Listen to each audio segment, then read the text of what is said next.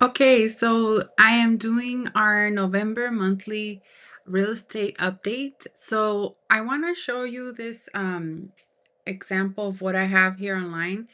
I will be going over national trends, and I could break it down to a specific zip code if it's a single family home or if it's a condo. So if you want information in your specific situation for your home, please send me a DM where I could give you that information and I could talk to you more. But in this conversation, I'm going to talk about overall Ventura County and how we're doing nationally in the U.S. real estate market and what we're expected to see to the fall. Okay, so let's go ahead and start. So, what's going on with pricing? New contracts are really unchanged from last week, and the pricing overall in the United States is 2% higher than last year.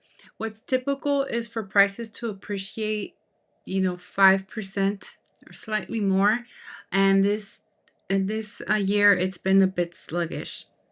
Now, what about sales volume?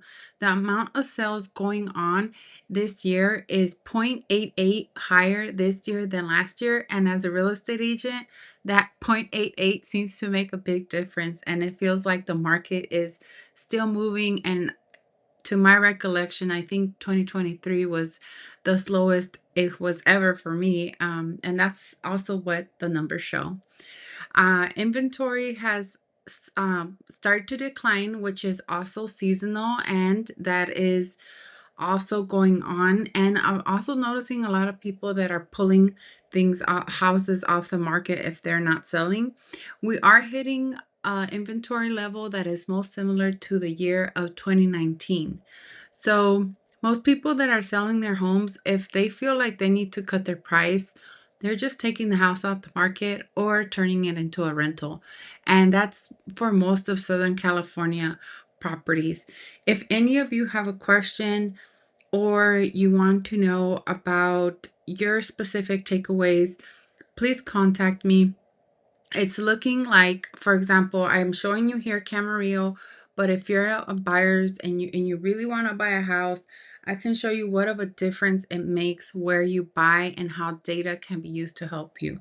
So here you see we have Camarillo is a very strong, pretty much a seller's market, because if you see there, the the target index here is at 45, which is slightly buyer's market, but 50% or higher is a seller's market.